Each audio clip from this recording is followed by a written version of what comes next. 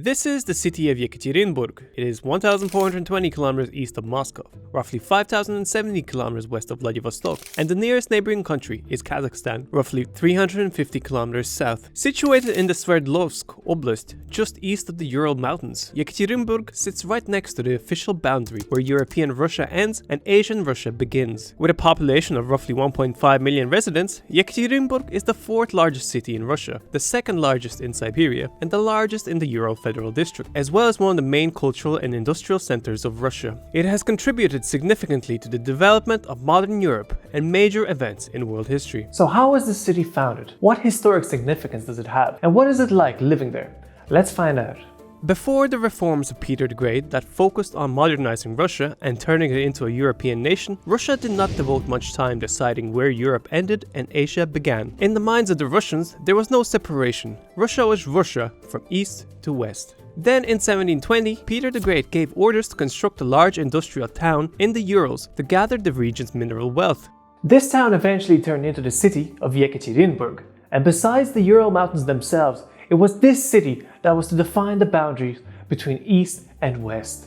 Today, this monument, roughly 40 kilometers west of Yekaterinburg, in the town of Uralsk, marks the location where the two continents are split. The man tasked with the order to lay the foundations of Yekaterinburg was Vasily Tatishev, a man also credited with the founding of Perm and Orenburg. Eventually, he chose a spot on the Iset River and called the new town Yekaterinburg after Catherine I, wife of Peter the Great. Therefore, Yekaterinburg was formally established in 1723 around a metallurgical factory. The town became the main supplier of copper coins for the Russian Empire. To better project military power in the area, construction of a new fortress around the Yekaterinburg settlement began on 3rd of March 1723. It was in use until the end of the century when it was demolished as the boundaries of the city kept expanding far too rapidly. Similar to St. Petersburg, Yekaterinburg was a planned city and a large number of foreigners, especially Germans, moved there. Yekaterinburg became known as Siberia's window to Europe, connecting eastern and western Russia and even China. As a result, trade and commerce prospered, and Catherine the Great declared the city a capital of the region, turning it into a notable cultural and intellectual hub. Besides factories and mining, some of the oldest notable buildings include Kharitonov Palace, arguably the grandest residence in the Urals. This neoclassical townhouse was commissioned in 1794 and was further improved and built upon after 1824, and is still an impressive looking building today. Trinity Cathedral is an Orthodox church that was built between 1818 and 1839. Upon its partial completion, it proved to be popular and drew many worshippers. Following the Russian Revolution and the subsequent formation of the Soviet Union, the church began to be negatively affected by the Soviet government's atheistic policies, which included the closure of many religious institutions. The former church would go on to host a cinema and a coat factory during the Soviet era, with many parts of the building falling into disrepair. Since then, however, it has been restored and the first religious service was conducted in 1996. Over the 19th century, Yekaterinburg grew into a center for gold and precious stones that were dug up in the Ural Mountains, as it was officially given the title of one of the centers for mining in Russia, which brought with itself benefits such as its own military contingent that was meant to defend the mines and its works. Roofing iron made in Yekaterinburg was used to cover the roof of the House of Parliament in England. Ural steel was used to construct the Eiffel Tower in Paris, and the region's copper was used to make the Statue of Liberty. Similar to other major cities in Siberia, it gained a lot with the development of railways. The first line was constructed connecting it with Perm, finished in 1887, and a year later a track was laid to Tyumen. In 1895, the Trans-Siberian Railway started operating. As a result, the population of Yekaterinburg reached 45,000 by the end of the century and hit 70,000 by 1913. On the eve of the Russian Revolution in 1917, Yekaterinburg had become a sizable city with about 100,000 residents and close to 50 factories producing metallurgical and industrial goods for Tsarist Russia. The Bolsheviks, who had later formed the Communist Party, had a strong following in the Urals. As such, they had a foothold in Yekaterinburg throughout most of the war. Only in the early stages of the war in 1918, it was briefly held by Admiral Kolchak, a leader of the White Army anti-Bolshevik forces. However, as the White forces were not as well organized, they were pushed out of Yekaterinburg and eventually out as far as Irkutsk, until the Russian Revolution was a lost cause for them. A pivotal moment in Russian history occurred in mid-1918 as Tsar Nicholas was forced to abdicate the throne to the Russian Empire. He and his family were placed under house arrest in Tsarskoye Selo in St. Petersburg. But as unrest there intensified, it was no longer perceived to be a safe enough location, and they were transferred to Tobolsk in Yekaterinburg. Around midnight on the 17th of July 1918, the family was awoken and told that the White Army had surrounded the house. They were then led into the cellar. Then Tsar Nicholas and members of the royal family were executed. His wife Empress Alexandra, their 5 children were shot and bayoneted to death. The Soviet government tried keeping the murders a secret as long as it could, but the bodies were eventually uncovered in 1991. Vladimir Lenin is alleged to have given the command of execution.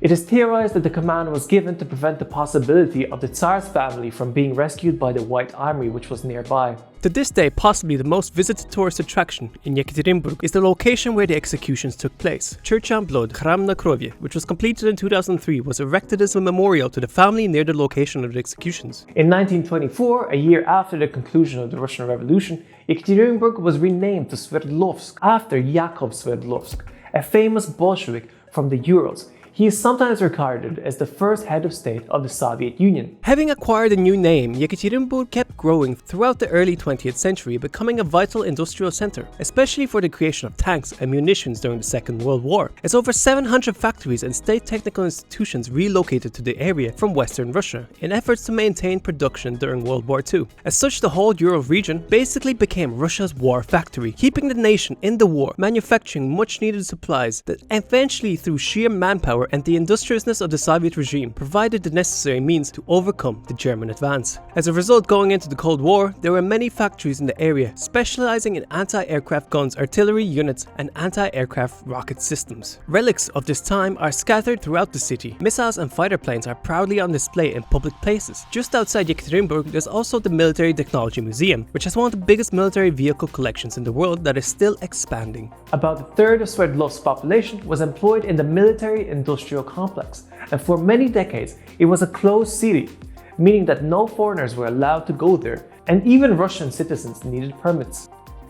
On the 2nd of April 1979, spores of anthrax were accidentally released from the Soviet military research facility. The cause of the outbreak was denied for years by the Soviet authorities, who were blaming the deaths on consumption of tainted meat. All medical records of the victims were removed to hide serious violation of the Biological Weapons Convention that had come in effect in 1975. The accident is sometimes referred to as biological Chernobyl. The death toll is claimed to be about 105, but the exact number is unknown, as all hospital records and other evidence was allegedly destroyed by the KGB. According to unconfirmed reports, the site is still producing biological weapons, even though attempts have been made to close the facility. After the shutdown of the Soviet state, and with the recession, inflation, and unrest that followed, Yekaterinburg developed a particular reputation for organized crime. The initiation of perestroika, the restructuring of Russia's economic and political system, saw unemployment rise and made the nation vulnerable to corruption as people tried to take advantage of a changing economic structure. As a result, during the 1990s, Yekaterinburg was home to mafia turf wars between feuding gangs, whose warring turned Yekaterinburg into a battleground. This cemetery, located on the outskirts of Yekaterinburg, is the final resting place of many famous locals, but it is far better known as the Gangster Cemetery, where a tradition of erecting extravagant tombstones in the names of fallen gangsters exists. In 1991, Yekaterinburg got its name back and was no longer called Sverdlovsk, similar to St. Petersburg, which had been renamed to Leningrad during the Soviet era. As the economy has modernized, Yekaterinburg transformed into what it is today, no longer dominated by heavy industry. Financial centers, services, and tourism have reinvigorated the city. Yekaterinburg is a major center for the Russian tourist industry. In 2015, the city was the top 5 most visited Russian cities, others being Moscow, St. Petersburg, Novosibirsk, and Vladivostok. The standard of living in Yekaterinburg exceeds the average standard across Russia. A person working in Yekaterinburg typically earns around 120,000 rubles per month. Salaries range between 30,000 and 530,000 rubles. Yekaterinburg is the 3rd largest transport hub of Russia, behind Moscow and St. Petersburg. The formation of Yekaterinburg as an important transportation hub is largely due to the city's favorable geographical location, on a low stretch of the Ural Mountains, through which it was convenient to lay the main roads connecting the European and eastern parts of Russia. One major issue faced by the city is congestion. The level of car ownership in 2015 reached 410 cars per 1,000 people. This pace has seriously exceeded development and the capacity of the road infrastructure in the city. For the first time, transport problems started to appear in the 1980s, and though it did not seem threatening at first, the situation has gotten worse. Studies have shown that as early as 2005, the capacity limit for the road network was reached, which has now led to permanent congestion. According to this CBS article, Yekaterinburg is the 17th most congested city in the world, slightly better than Cairo in Egypt and worse than Chongqing in China. Yekaterinburg is served by 2 primary airports, Koltsovo International Airport and and the smaller Yekaterinburg Aramil Airport. Koltsovo is one of the largest airports in the country, serving 5.4 million passengers in 2017, making it the 7th busiest airport in Russia.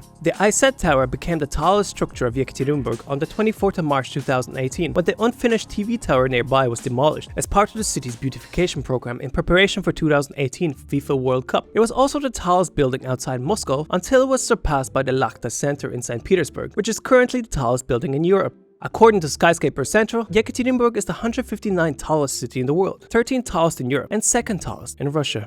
As for the climate, it is classified as humid and continental, characterized by sharp variability in weather conditions, with well-marked seasons. The Ural Mountains, despite their insignificant height, block air from the west. As a result, the central Urals are open to invasion of cold Arctic air and continental air from West Siberian Plain. Equally warm air masses from the Caspian Sea and the deserts of Central Asia can freely penetrate from the south. Therefore, the weather in Yekaterinburg is characterized by sharp temperature fluctuations and weather anomalies. The average temperature in January is -12.6. The recorded minimum temperature was -44.6. Average July temperature is 19.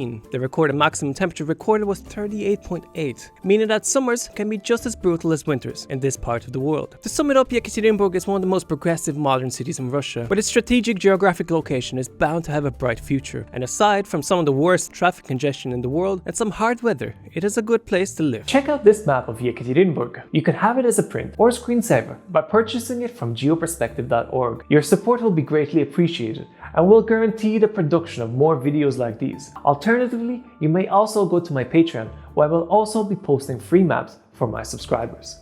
Now guess the location of this footage, leave a comment for the algorithm, and I will see you soon. Geoperspective out.